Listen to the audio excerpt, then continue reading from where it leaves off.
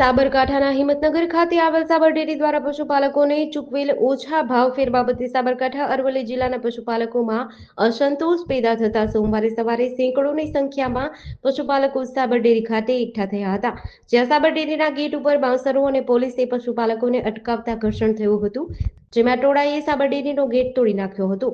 પોલીસે લાઠીચાર્જ અને ત્યારબાદ પથ્થરમારો થતા ટીયર ગેસના 50થી વધુ શેલ છોડી ટોળાને કાબૂમાં લેવા પ્રયાસ કર્યો હતો। પશુપાલકો અને પોલીસ વચ્ચેના ઘર્ષણમાં 11 પોલીસકર્મી અને 4થી વધુ પશુપાલકોને ઈજા થતા 4 પોલીસ વાહનોને પણ નુકસાન થયું છે। ઘર્ષણમાં એક પશુપાલકનું મોત થયું હતું। સાબર ડેરી દ્વારા પશુપાલકોને ભાવફેર ઓછો ચૂકવવામાં આવતા મામલો બીચક્યો હતો। સોમવાર સવારથી જ પશુપાલકો સેંકડોની સંખ્યામાં ઉમટ્યા હતા અને બેરિકેડ હટાવી ડેરીના ગેટને ધક્કા મારી તોડી નાખી અંદર ઘૂસી ગયા હતા। ઉગ્ર બનેલ ટોળાએ પોલીસ પર પથ્થરમારો કરી સરકારી વાહનોના કાચ તોડ્યા હતા, જેને પગલે પોલીસે લાઠીચાર્જ કરતા અંદર ઘૂસેલા લોકોને બહારની તરફ દોડ્યા હતા। ત્યારબાદ રજૂઆત કરવા આવેલ ટોળું બેકાબુ બન્યું હતું અને પથ્થરમારો શરૂ કરતા પોલીસને પથ્થરમારાથી બચવા વાહનોની આડસનો સહારો લેવો પડ્યો હતો।